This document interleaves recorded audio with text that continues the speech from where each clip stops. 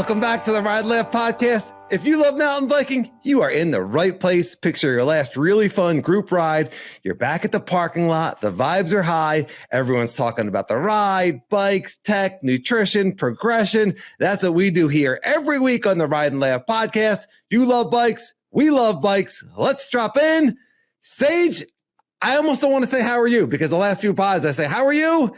And you're like, oh, it's cold and I'm busy and I'm not riding. And then I tell you how nice it is here in Arizona. And we, like maybe we should start with a different bit. Maybe we should start with a, okay. Sage, what should I ask instead? Sage, how am I? Sage, how am I?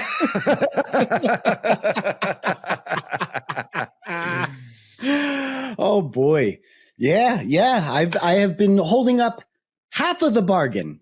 I've been doing the laugh part, but not the ride part. Yeah. So just, yeah. If there are viewers that are following me on Strava, I apologize. I have not put up anything. It's not because I've been avoiding Strava. It's life. And you're avoiding Strava. You just told me literally before we got on that you're avoiding looking at Strava out of FOMO, jealousy. Yeah, not fear of missing out, fear that you are missed out. Miss that. Yeah, I missed out. Yeah. I don't know what the acronym is for that. Yeah. Yes. So we talked about the mountain bike Stoke meter, right? The Ride and Laugh Stoke index, right? Yes. So where are you on the Stoke level index? Not being able to ride. For a couple of weeks and being busy and the weather. Yeah, it's been rough. It's been tough, but I got to tell you, I've been trying to stay pretty positive and, just going with the flow like we always talk about on the show. Yeah. Yeah. Finding something to appreciate. That's awesome. You're keeping the overall Stoke level high. That's right. Still high. Are you working out? Are you still getting to exercise and that sort of thing? Nothing. Just completely nothing. Can you believe that? Yeah, no, that's anti-Dan. Dan can't do nothing. Sometimes I wish I could. Trust me. I can't do nothing. Yeah, but good for you on keeping the Stoke high. I know we still do the podcast. You and I still talk. You're editing the pod. You're looking at mountain bike stuff. Are you watching more mountain bike YouTube? No. Isn't that so weird? Why? Who do you follow? Aside Trail Sage. Oh, I love watching. Yeah, I mean, mostly I just have Trail Sage on in a loop. Of course. Every TV in the house. Yeah, yes. Just in case there's a Danny sighting on some of these videos. Also, I want the kids to know, hey, you see that lanky guy right there? Yep, that's Daddy. Pretty lanky. Wow, Dad, you look even lankier on a bike than you do. It's the GoPro effect. Yeah, it's it's the GoPro effect. I'm actually only 5'4", everybody. I know it looks like I'm really tall and lanky. Yeah, it's the GoPro. It's the how cliffs and steeps look really flat. Yeah, I look taller. That's right. Yeah, if that's possible. Right. Yes. No one else does. Yeah, it only happens for me. I don't know why. It's a filter that we put on the camera. That's right. Yes. The lanky filter. Yes. The lanky filter. I'm trying to think of who I watch, but I love mountain bike YouTube. I watch all sorts of different things when I'm on the trainer. Lately, I've been watching, I think, Dean Tenant, who's a really, really talented rider in the Pacific Northwest. He's like Remy level. Yeah, really good rider. Yeah. Remy, I watch all the time. Hey, how do you say Remy's last name? Because I realize I'm not saying his last name correct at all. Metailler. Of course, it's French. I think it's Metailler. Is that how you say it? Yeah, Remy Metailler. I'm not sure. I thought I heard someone say it on a video, and I was like, oh, that's because I've been saying Metailler also, but I don't know. Maybe I'll have to look at the spelling. Yeah, interesting. Huh. The spelling does not help. I don't understand that the French alphabet, the spelling does not help. I say things phonetically. Benoit, and it looks very, Benoit out of O-I-T. That looks like an oint to me. I don't know. Point, Benoit, P-O-I-N-T, B-E-N-O-I-T. Yeah. Am I the crazy one? Yeah. I'll have to, that's interesting. I do have to look at the spelling because sometimes you can figure it out. I know it's not phonetic, but sometimes you can figure it out. I just thought it was Metailler, but I could be wrong. Yeah. There's a guy that builds stuff in his backyard, and I forget who it is. We'll put it in the show notes, but he built a really skinny ramp up onto the top of his house, and then he launches off of his house. Oh, it's been all over Instagram. I'm sure the listeners all know what I'm talking about, because then he does it on his e-bike. Yeah. And then there's a video of his wife videoing inside the house, running through the house. Yeah. So, and then running through the house to see him jump off the roof. My wife was watching that and she was like, "Oh my God." She just looked at me. She was like, "Thank you for not building anything onto the roof." And I was like, "Wait, is that an option?" Yeah. That's something when you have a property that's big enough that you can just build a backyard of bike stuff. Geez. I mean, holy crap, man, to be able to have property just where you can have some acreage, just do whatever the hell you want. Yeah. That's the dream. That's the dream. I know. For sure. I know, dude. That would be pretty cool. It's also, or if you just live near a place that puts a progressive bike park in, you know what I mean? Like, we're seeing more pump tracks pop up. We're seeing more progressive bike parks. I saw one just pop up in Tulsa, Oklahoma. Man, this thing is awesome. It took them 5 years, but it's awesome and super progressive, you know, from green to double black pro line, huge gaps, just awesome. So something like that pops up in your city, then you don't have to build it in your backyard. You know what I mean? That's amazing. Well, we need the ride and laugh compound. That's what we need.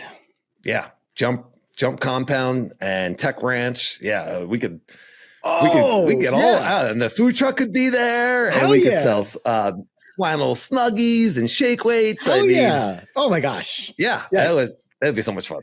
Yeah. It really would. Yeah, make it happen. We gotta start a GoFundMe for that. Maybe the funds from the food truck will eventually, every ride and laugh Fat Albert kielbasa that you buy with cream and chamois sauce. And see, I went with our new kielbasa. Yes. Product. Yes. All proceeds go to the Ride and Laugh Ranch. I love it. I think I'm going to make Nathan our head chef, by the way. If not the head chef, the head consultant, because this dude is on top of it, man. Holy crap. Yes. Yes. I agree. Nathan at Ride Reactive, he's clearly a foodie. Yeah. Could he work the truck? Could he sell Ride Reactive gear along with kielbasa and slabs? Why not? And slab then kebabs? Yes. And while we're at it, we'll put Danny Giannetti in charge of the e-bike rentals. Right. Yes. Oh, yeah. Okay. All right. It's coming together. Everyone apparently has to move to wherever the ranch is going to be. So, well, I mean, listen, you're going to do it because it's the Ride and Laugh compound, baby. Yes. Yeah. Yeah. Of course. Everyone's going to want in. I like it. All right.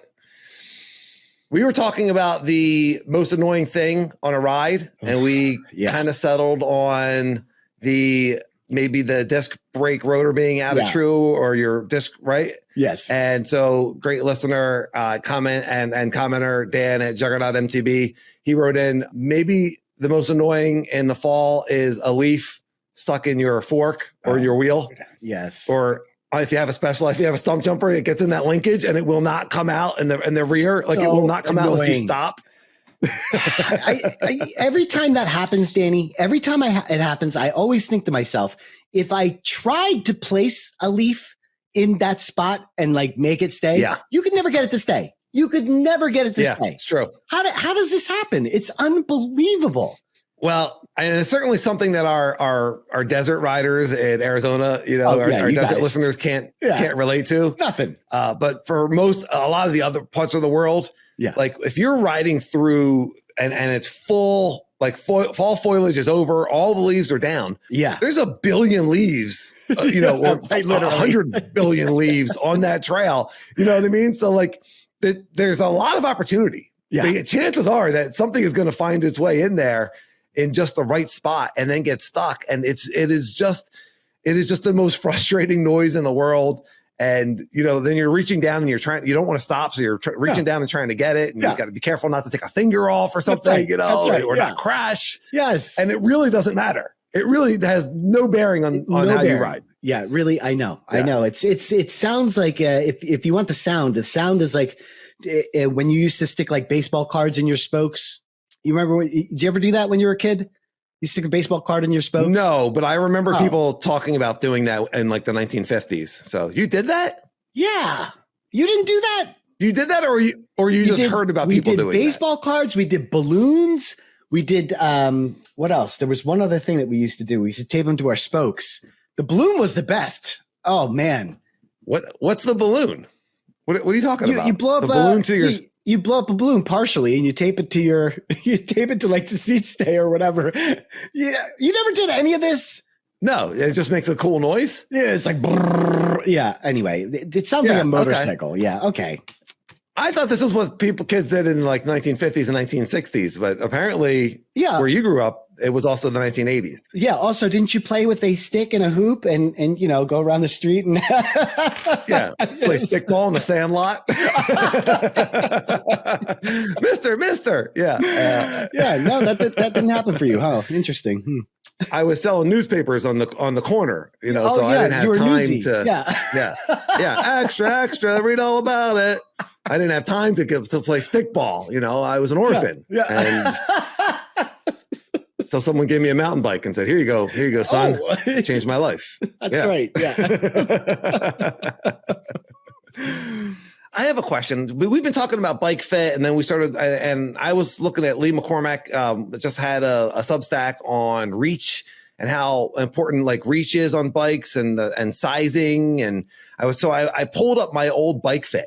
Yeah. To see what my reach is on my bike fit and to see what the reach is on the pivot. And it looks like the reach on my bike fit is actually pretty close to the size large pivot, because you were wondering if my bike was actually too small. Okay, then. They make an extra large. I'm on the large. Yes. The reach is very, very close. Yeah. So I think I am probably on the right size, even though that bike does look a little small on me. And that was Lee's point, is that a lot of people are on bikes that are too big for them.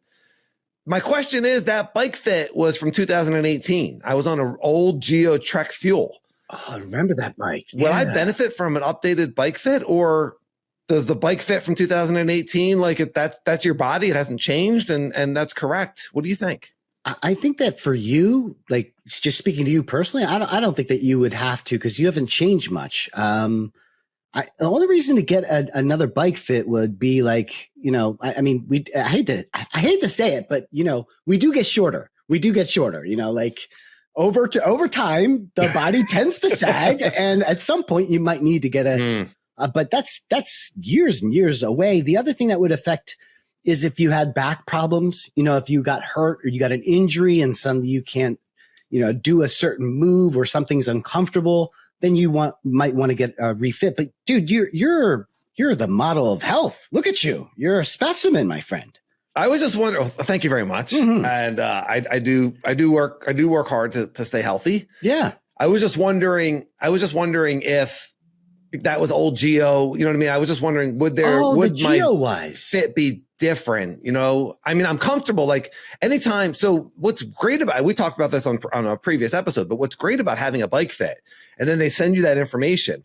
Anytime that you get a new bike or you rent a bike, you can just, you can just set it up to those numbers. And if the shop, you can, or the place you're going to rent the bike, you could just send it to them and just be like, set it up to this. Yeah.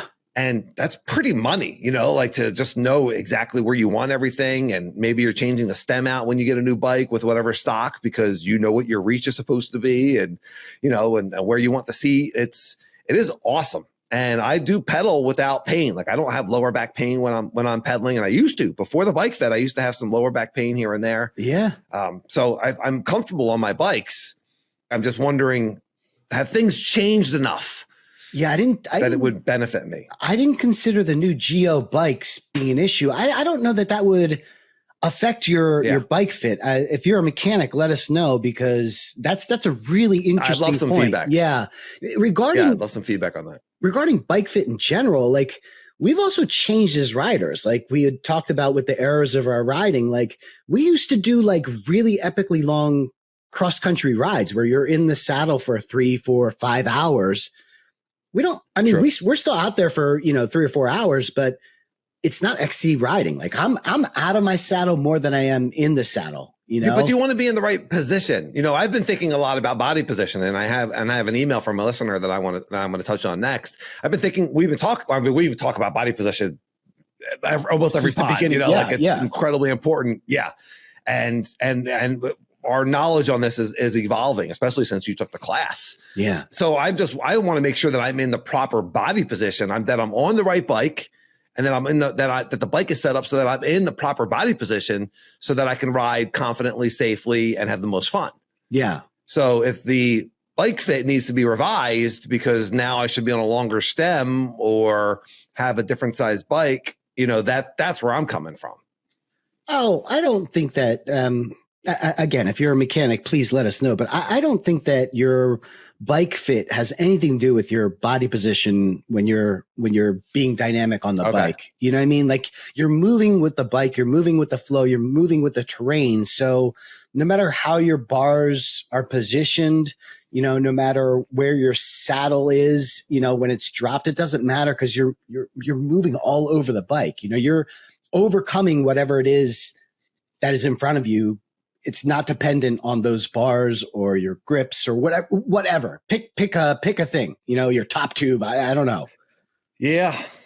No, riding more dynamic is something I think a lot of us can relate to. I can certainly relate to. Typically I'm a stiff rider. I remember learning how to mountain bike, and I remember, just being strong and rigid, and especially on climbs. Yeah. With these older bikes, we were standing on them and we had to really lock our cores and a lot of that I don't know that I'm really even much of a dynamic person. Whoa, dude. You know what I mean? Like, I'm not. Whoa. My personality is incredibly dynamic. I'm not saying that. Yeah, I mean, come on. I mean, everyone's like, come on, Dan. So you're one of the most dynamic podcasters we've ever heard. What is he talking about?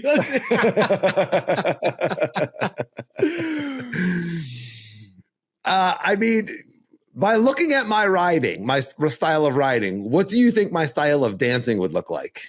Oh, Danny, I don't think we want to go there, man. I don't think we want to go there. And that's my point. I'm not a dynamic person. Physically. I pictured like Elaine Bettis from Seinfeld.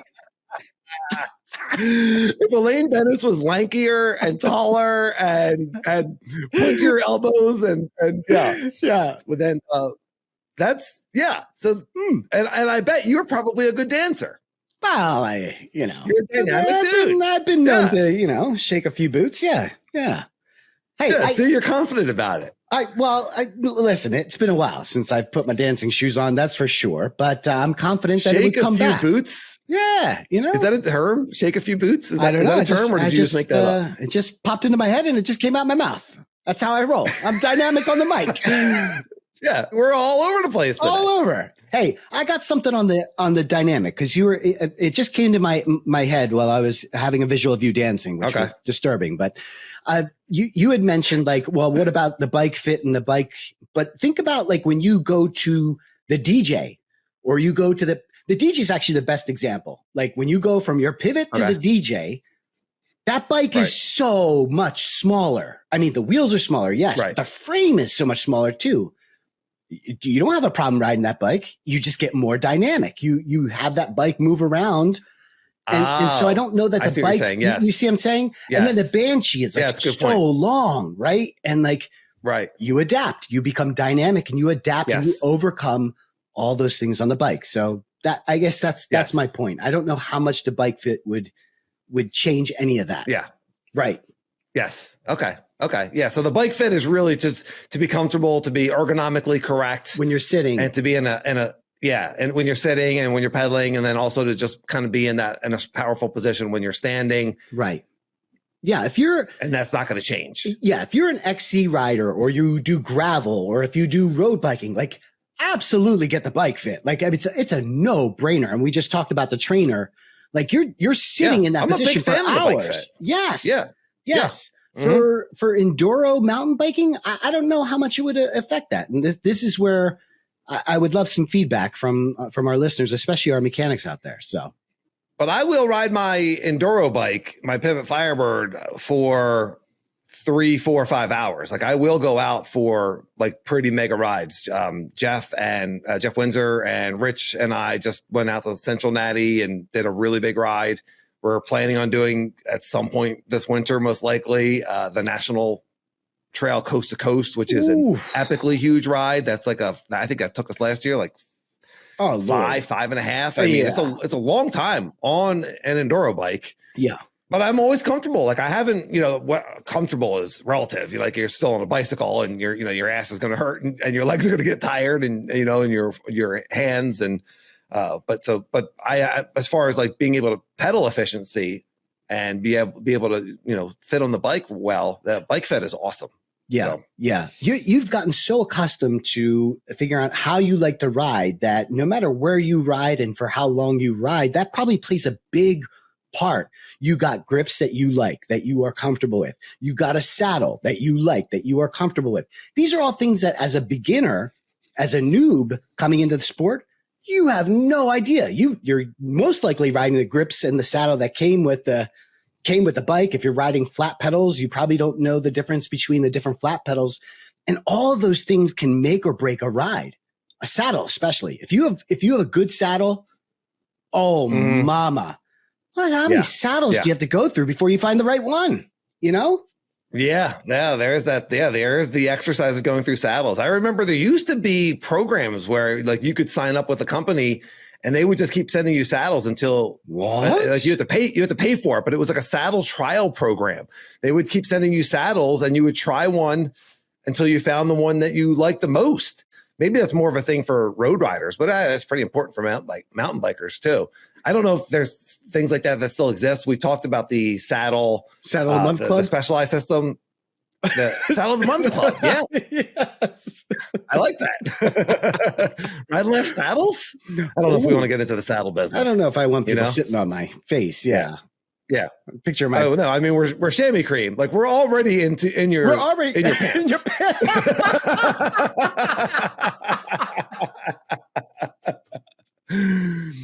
We're already very intimately familiar with all of our listeners. We are in there. Like I don't know that we need to get further. I can't believe you just. We don't need more butt products. Yeah. We're already in your pants. We're the only podcast that gives you this kind of content. We are intimately familiar with everyone using the chamois cream. Oh yes. That's right. Woo. That's right. Oh boy, yeah. And may I say, good job, everybody. You're doing a great job. From in here, it looks great. Job down there. Our listeners are groomed. I mean, everyone looks great. Fantastic. Looks and smells great. Fantastic. Yeah. So A+. I am curious why it smells like garlic tzatziki down there, but I'm pretty sure that might have something to do with the chamois cream. Oh boy. Oh. Can you imagine if you were a viewer or a listener tuning in for the first time? You're just like, what just happened? Yeah. Let us know if you're listening for the first time. Let us comment in what you're thinking. Oh boy. What is happening? Yes, I love it. All right. I wanted to get to an email that was sent at rideandlaugh1@gmail. Hey. And while I'm giving out the Gmail, I can remind everyone to please rate and subscribe and give us 5 stars and leave an Apple review and comment on YouTube. And we love our listener comments and our listener emails. I can't get to all of them, but we read all of them. We respond to all of them. Yeah. So Brian Patrick wrote in and we were talking about riding tall, and we were talking about Rob Drew and his riding technique and how tall he was. And I was like, should I, and then we were talking about how Lauren Adams gave me the critique that my knees were too bendy. Yes. And Brian listened to a Single Tracks podcast where there was a coach named Josh Whitmore on. And the coach, Josh Whitmore, said, be tall, bend elbows, waist first, knee bend comes last. And he said, if you're standing in line at the bank, you would be standing with your knees just bent a little bit or not bent versus standing in a chair pose, So if you're mountain biking, you want to be in that kind of powerful rest position. And he also said that the old instruction that used to be given was to get back and then get low. So I felt vindicated by that because that's exactly my muscle memory. Yeah. And then the last thing I'll say that I thought was really interesting was a little catchphrase he had, which is only bend your knees if you need, please. your feedback. I feel like I'm potty training one of my kids again. Yeah. He's throwing a bunch of Cheerios into the toilet and having you aim at them. I think somehow this makes you more dynamic. I think be dynamic. Don't just move your hips to aim at the Cheerios. Can we not? We definitely don't want AI animation here. We're gonna get a get a strike. God, there's just so much there. I don't even know where to begin. I don't know that I bend my knees while I'm just standing. So I got lost on that part of the visual, standing at the bank and the knees kind of. Yeah, I didn't. I just thought it was interesting, like chair pose versus standing. You know, like if you're standing for if you're doing a long downhill and you're in that chair pose, you know what chair pose is? And no, anyone that's chair pose? Never done yoga, you're essentially like, imagine sitting in a chair and pulling the chair out. So that's chair pose in yoga. A squat? Yes. Okay. It's very similar to a squat. Yes. Okay. All right. See, now it's starting. That like burns your legs out. I forgot that you're not a yoga guy. Yeah. I'm not a yoga guy. I apologize. So I was lost right from the start. I'd have to re-go through all of that. But I won't, because I think that would be boring. No, but he brings up a really good point. I'm so glad that he brought that up, which is, breaking bad habits. That was a thing. We talked about that before droppers. It was, you had to get back the seat. And I feel bad for you that this has become a huge struggle. Like you seem to really, like it's ingrained. It is ingrained, What can we do to get you out of that? What can we do to break that, And Nick sent me something over Instagram. I think it was Instagram. And he had said something about verbally going through this stuff, because we were having a conversation about like how we talk ourselves through a trail. And he said that I have this. Oh, you have also. I have this queued up as well. Oh, I have this queued up as well. Do it. Yeah, because I will not do it justice. Yes. Go ahead. All right. So you can also, everyone can please check out the Ride and Laugh Instagram. We post at least once a week, but you can message us through there as well. And so our good friend Nicky, aka Nicky Shreds, aka Stoic Mountain Bike, aka Low Key MTB. If we do all the AKAs, we got all. That's the podcast. All right, everybody. See you later. Yeah, have a great week. Ride Laugh. I did all Nick's names, and now we're out of time. I'm sorry. Oh, Nicky. So he sent us this really cool Instagram post about the importance of self-talk out loud. Yes. And these studies that were done that were used by military and first responders. And essentially that talking prevents an emotional takeover, whereas silence amplifies fear. Yeah. And I thought that was really interesting, because you're riding, like we've talked about this. You talk yourself through everything, features so much. Okay, Sage, this is what we're going to do. I'm going to do this. I'm going to do this, and then this, and it almost sounds, ridiculous. It sounds a little weird, because well, a little bit, but it works. The riding's awesome. So who cares? I know. And so I thought that was really, really interesting. So obviously that got birthed from having my channel. I realized that I was not a good enough rider to the level of like a Nate Hills, where I wouldn't have to talk and I could just let the riding do the talking for me. I was like, no, you need to do a little talking to, because to make up for the riding. And so that's where that came from. I love that, by the way. I love that part of Trail Sage. I love hearing thank you. your self-talk going through features. Yeah, I think that's really cool when you're watching someone, ride a trail and they're narrating. Right. That's really cool. To me, I think those are I love those videos. Oh, thank you, Danny. Well, so, good job. Everyone check out Trail Sage if you haven't already. Well, thank you. I appreciate that plug.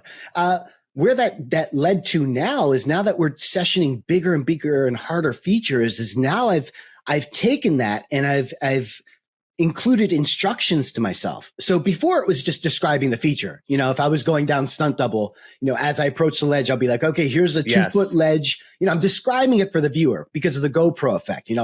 Okay, when we get down the ledge, let's get around to get to the chute and blah, blah, blah. So now, instead of describing the feature, I'm also incorporating my instructions to myself. So again, if we're going to take stunt double as an example, which is a trail at Mount Penn, when I'm going and approaching that ledge, I'll actually tell myself, no, Sage, get forward. And I literally Yes. force myself to do it, you know? And I think we've had this conversation before, but like you used the terms like keep it rolling and blah, blah, blah, blah. And I was trying to say, what if you got more specific? Like, what if it was like get forward or chin over the bar or something like that instead of keeping it rolling? Because I feel like keep it rolling, that helps with your braking. So I don't want to turn you off from that because the braking is another issue. But the main thing is like, let's get forward. Like, let's not go back on the bike. Let's get forward. I usually find that like I'll have like, you know, a dozen things that I want to work on. Yeah. On a ride and or get the desert trails and I want to like, you know, I want to break the glass. I want to stay strong. I want to give a little push. I want to be centered. I want to be aggressively centered. I want to push through the pedal, the bottom bracket. Like there's, and I end up having too much. I find that like I have to narrow it down to two things. I can do two things. I'm going to stay centered and push through the pedals. You know, I'm going to stay centered and break the glass. I'm going to stay centered and keep my eyes forward. You know, whatever combination. If I go with three things, I end up doing nothing. Right. Yeah. But saying it out loud, I think maybe saying it out loud while you're doing it, stay centered, break the glass, you know, eyes up. I got this. There's definitely something to that. And I wonder how much we can refine it for sure. And should I be saying less bend in the knees? You know, should I be saying something to get that body position? You know, you rode the same bikes as I did when we started. You've adjusted. You know, a lot of riders have adjusted. Yeah. I still have these like same kind of default body positions that I've gotten away with for a long time, but I want to get to the next level of comfort and confidence. And to do that, I think I need to refine some of this muscle memory. Yeah, I think I remember that comment that Lauren gave you about the knees. I think she called it like squatty position or something like that. Squatty knees, yeah. Yeah, I think that your knee bend is less of an issue. You know, the point of being loose is that you are constantly moving your knees, right? Either we're moving them out or moving them in. Right. Like that's the point of being dynamic. So like when you see a freeze frame of somebody, right? It's like, oh, well, you have too much bend in your, well, you're just, what if it was like, that was the moment that you were being compressed, you know, like who knows? Right. So I would focus less. Yeah. I would focus less on how much bend you have in the knees and focus more on being more dynamic and loose on the bike. That's the main comment that you get from most people is being stiff. True. So I don't know, Danny. My thing is, and I agree with you. If I put too much in my head, then it often doesn't work. That's why talking through the feature makes sense to me because it's what's happening currently. It's literally like what's happening right now. What do I need to do right now? And doing it out loud is like an affirmation that's now everybody knows. Like it's out there. I'm not whispering it to myself. It's literally I put it out there and people can hold me accountable. I can hold myself accountable. Like, dude, you said to go forward and you didn't go forward. Or you said don't. The brakes is a good one. The brakes is a good one. You know, because like when we're at the bike park for the longest time, I couldn't stop feathering the brakes. And I would literally have to tell myself, like, don't touch the brake, don't touch the brake, don't touch the brake. And then I would touch the brake and I'd be like, you touched the brake, you know? And it was just like, Yeah. Anyone that's learning jumping knows the involuntary brake check. You just can't help it. Like I'm just gonna squeeze it. I'm just gonna touch it a little bit, just a little bit. No big deal. And then it's and then you like have this tiny little case, and you're like, that was it. That was it. That little brake check. Case. I'm not going to do it next time. Next time, I'm not going to touch the brakes, you know? And then next time, maybe just a little bit. Just a little bit. Just a little bit. Give me a break, brain. I'm just going to touch it a little bit. I'm sure we won't case. Yeah. I mean, the dreaded brake check. But yeah, you have to overcome that. And a lot of that probably would be self-talk. You know, I got this. No brakes, you know, just starting to trust it. Absolutely. When you're going through these features and you're talking your way through it, it sounds like you're recording for your channel. It sounds like you're telling someone. So people that I don't have a channel, you know, like we talked about Benoit as my imaginary friend, but we talked about like almost like talking to someone else, right? You know, you're talking to yourself, but it's kind of like you're talking to someone else. Like you're giving this instruction and you're kind of instructing yourself, I guess. Exactly. In my case, it's my imaginary friend, but yeah. No, it's you. You're literally giving instruction to yourself as you're getting to the edge of a slab. What do you want to do? What is it that you wanted to do on this slab? What was the visual that you had? We're going to be loose, or we're going to go forward, or we're going to, don't forget about the G out, whatever it is, you're coaching yourself through the feature. You know, all the positive stuff, like all that good stuff, that happens at the beginning of the trailhead. That's not stuff that you should be talking to yourself as you're going through the feature. What do you mean? So like when I'm at the beginning of like 38 specials are a really good one, because that is a really intense slab at Mount Penn with big consequences. And so really steep and a janky entrance. Yeah, that's right. That's right. So at the top of the entrance, I'll just sit there and I'll visualize myself doing this slab, right? I'll go over all the things that I need to remember about the slab. Okay, don't forget there's that rock that sticks out here. And okay, and when you get to the top, don't forget to this, and then okay, then the berm, and then I'm going through all that. And then I'm telling myself, dude, you got this. You're a good mountain biker. Once I leave the start gate, that stops. Now it's my body knows what to do, right? Now we're going on intuition. And so while I'm going in through the intuition, I got to remind myself with the instructions. Okay, you already know you have it, right? Okay, don't forget this turn.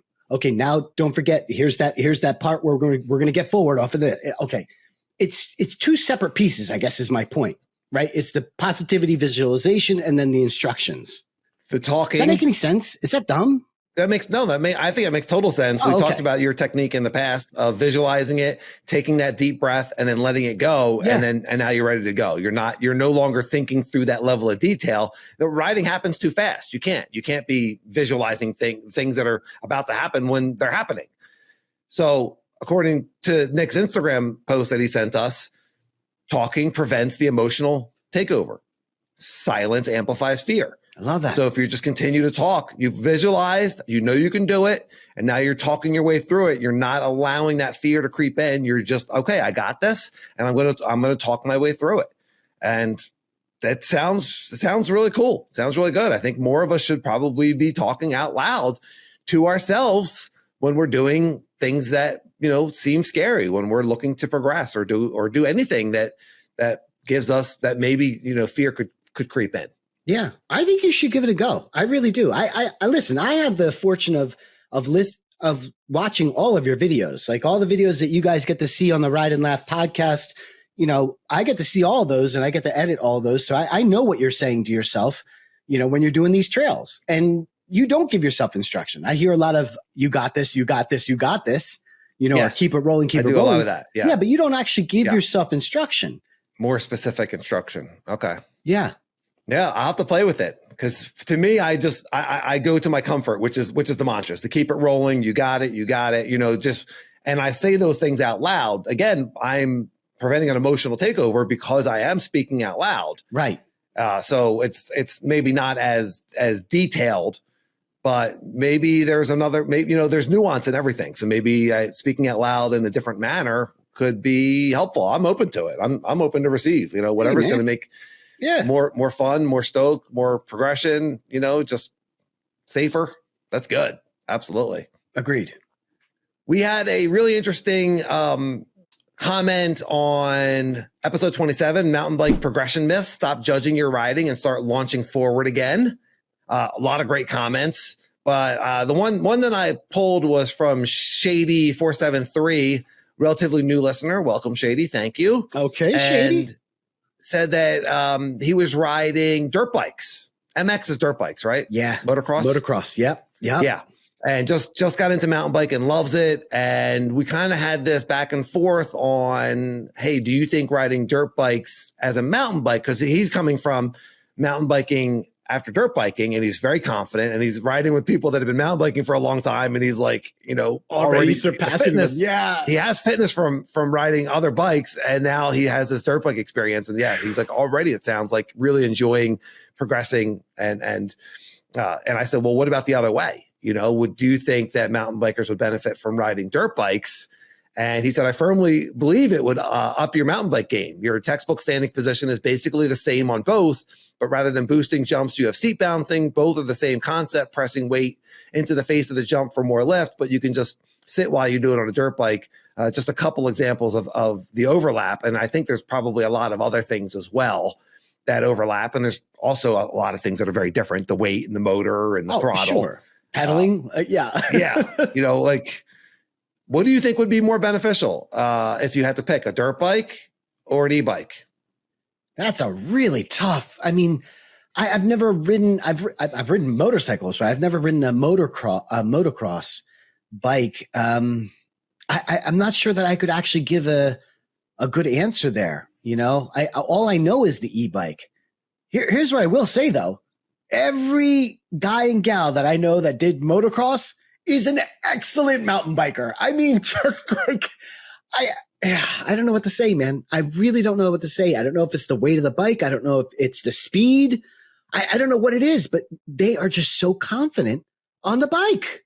Yeah, they had, and if you're riding once or twice a week or once or twice a month, and and you started when you were like 14 or you did it for 10 years, like there's a lot of experience in there. But with me being a fairly high level mountain biker, like how much benefit would that be? Because there's similar prices. Jeff Windsor and Joe Mullins, we're just talking about, getting an e-bike or a dirt bike. There's a lot of places out here in the desert to dirt bike, and everyone out here already has pickup trucks. So, and there's similar prices.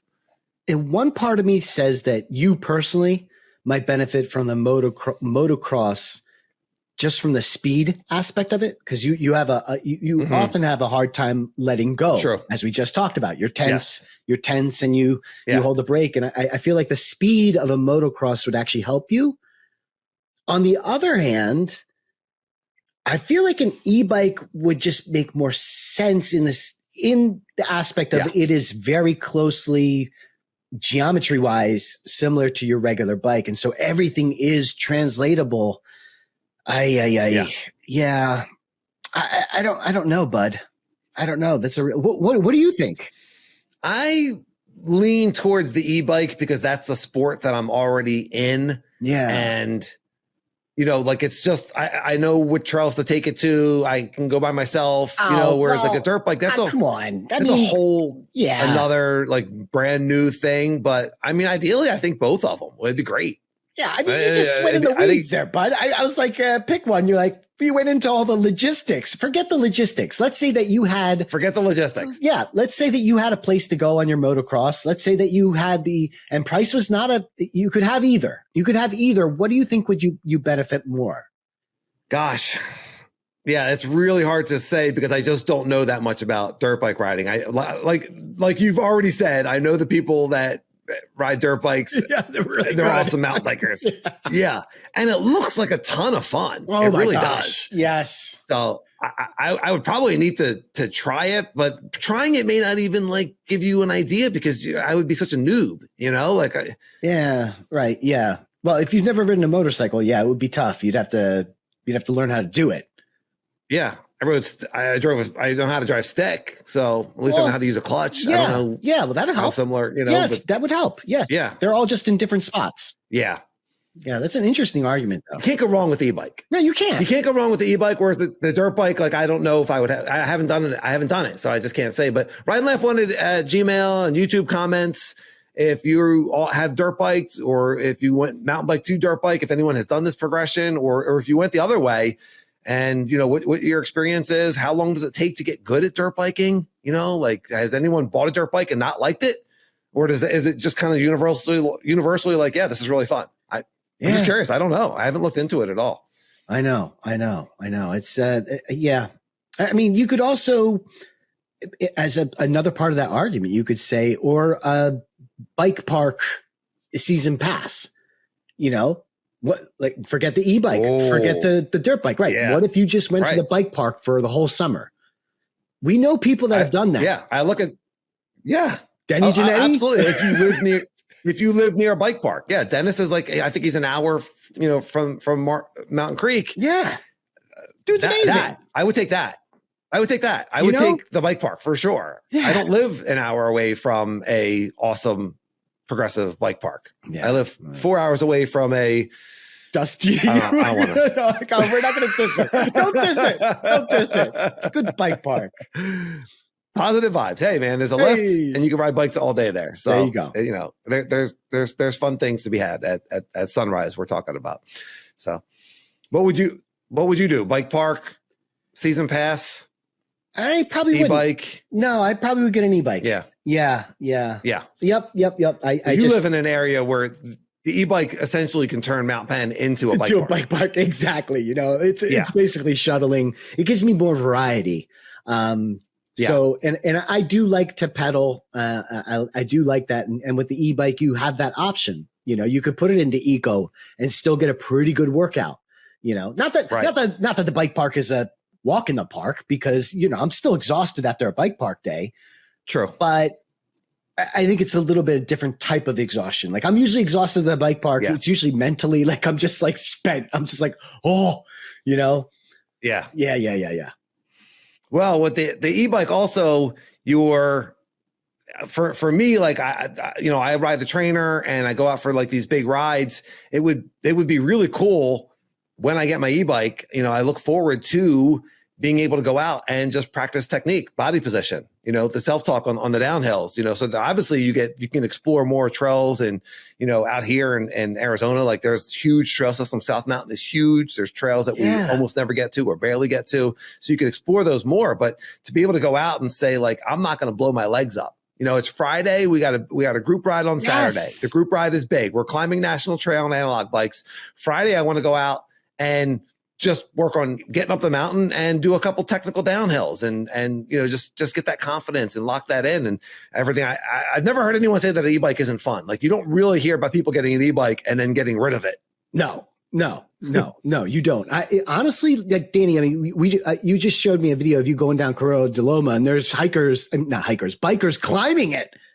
That's exactly what I'd be doing. I would be doing an out and back or back and forth, or I don't know what it would be, but I would just go up and down Corona de Loma, probably like 4 or 5 times, just over and over and over.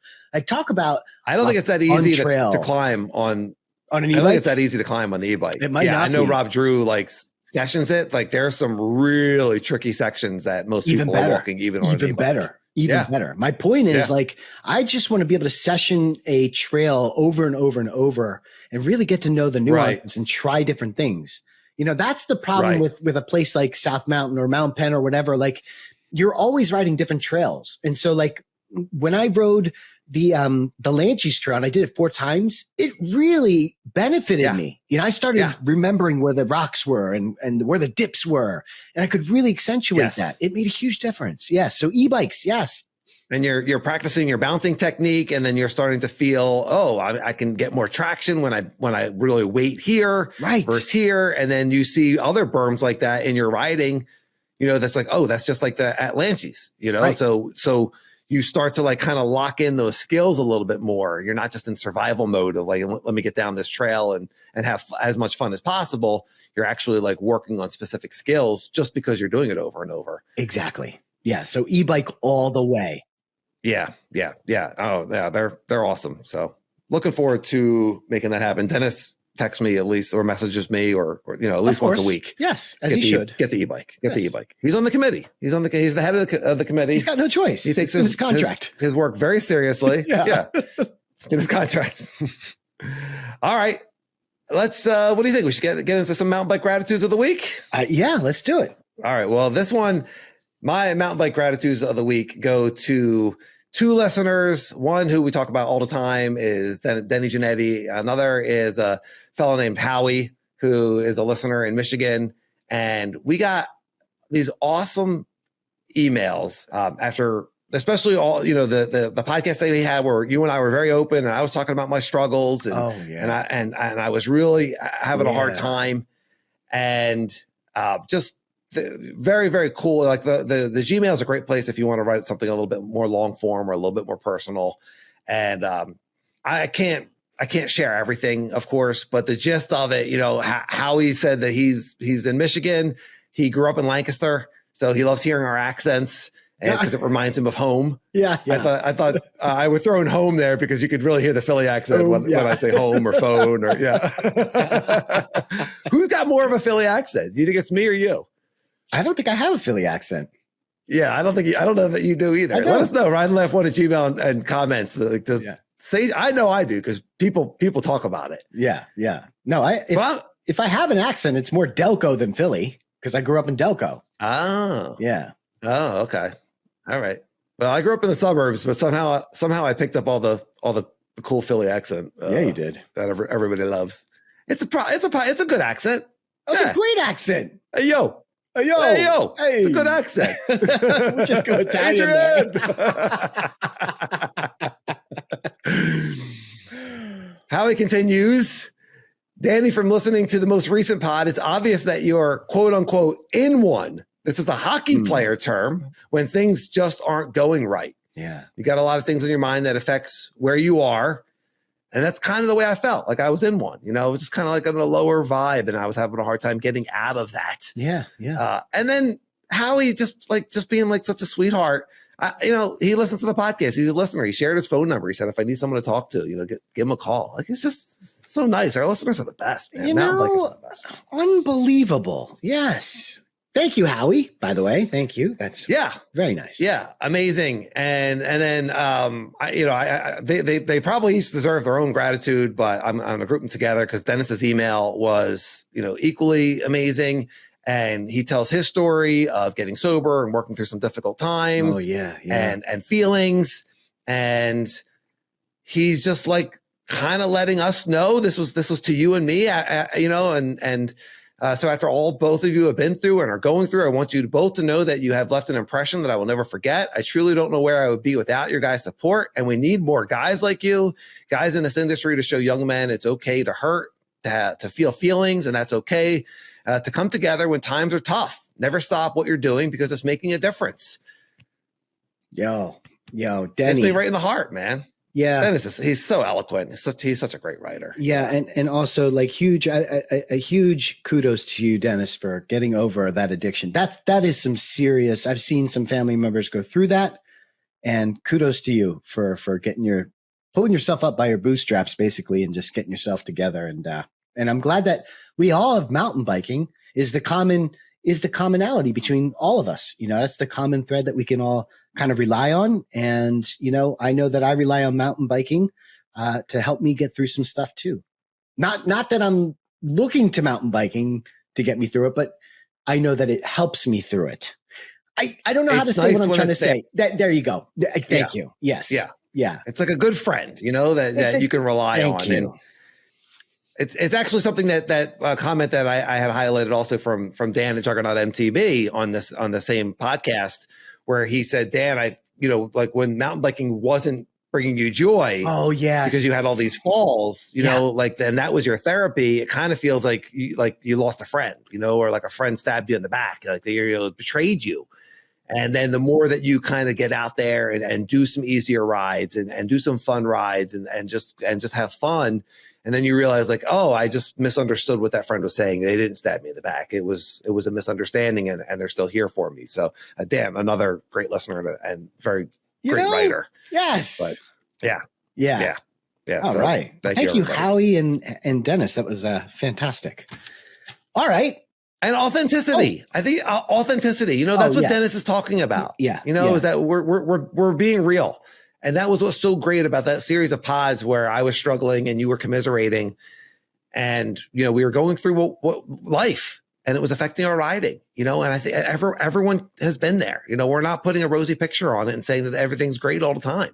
That progression is always happening. Like, no, there's falls on the bike and in life. There's falls, and we get back up and everything happens for us. So it's just realizing, how is this serving me? It's such a nice perspective. How is this going to serve me? In this case, I learned this, and we talked about body positioning, and, but I also learned to deal with some of these emotions. It's important stuff. Yeah. Really cool. So thank you, fellas, very much. And for everyone that's written in and, or wants to write in or just listening, we just have great listeners, and so appreciative. Yeah. There are very few things that you can count on in life, but the one thing that you can count on is every Wednesday you will have a great episode in your box or wherever you're subscribed to. And we appreciate that. And you're always going to get the authentic version of us. When you see us on the trail, yes, it's like, oh yeah, that's the guys. Yes. We don't change. We don't change. This is it. He is that lanky. He is that lanky. It wasn't the GoPro effect. Yeah. He's authentically lanky and stiff. That's right. I'm gonna be dynamic. Next time you see me on the trails, everybody, I'm gonna be dynamic. I'm gonna be moving all over the place. Well, you get yourself on the dance floor. That's right. I'm unlimited. That's right. All right. Well, listen, my gratitude. Cha-chaing down the trail. Oh, I like that. I like that little. Yeah, you should try that. Actually, that could work. Mm-hmm. A little dubstep. Dubstep. Anyway. Why is Dan mood walking? What's happening on the trail? My gratitude is a gratitude that I actually had to talk myself into. And I'll explain. My gratitude goes to a company called Cubist. And as a podcast host and a full-time channel creator, I unfortunately can't make enough on these two venues to be able to sustain life. So I have to take in outside work, which is why I have not been able to ride, because of all this extra work that I have to do in order to sustain life. And I used to be like, And you were like, dude, you're already setting the mood. Like, you being so negative about it, already setting the mood for how that day is going to go.